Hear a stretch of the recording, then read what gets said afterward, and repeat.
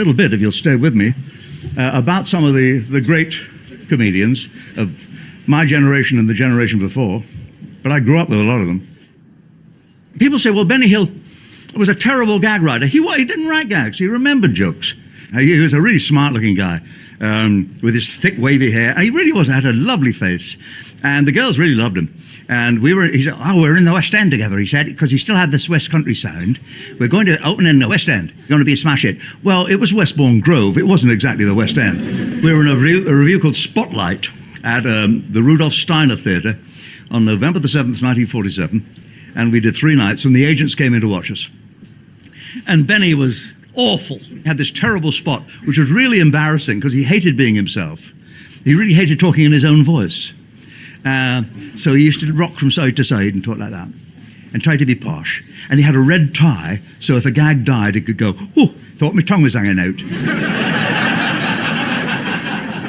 Which, as an insurance line, loses something, I think, over the years.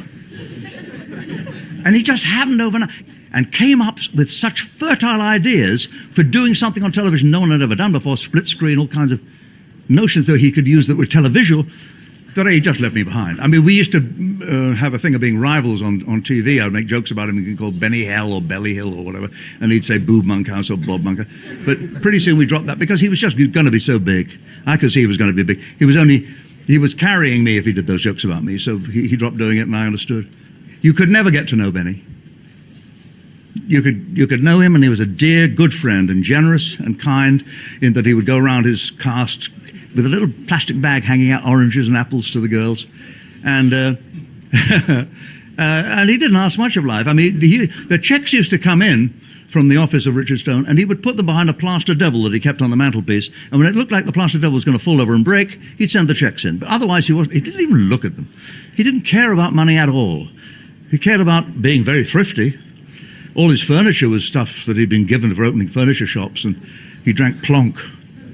He watched 2 TV sets at the same time, both of which he got free. He used to buy tins of stuff where it was rescued from a dock where the labels had been washed off. He didn't know what it was, but he could get them for a penny each. An old penny, an old 1D, yeah. And then he would open them up, and he didn't know what he was going to find inside. And he would make great meals out of it. He was a good cook.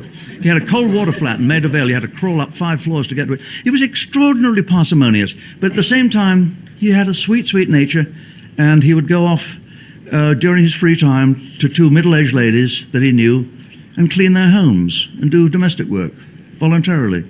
Now, you don't get stranger than that.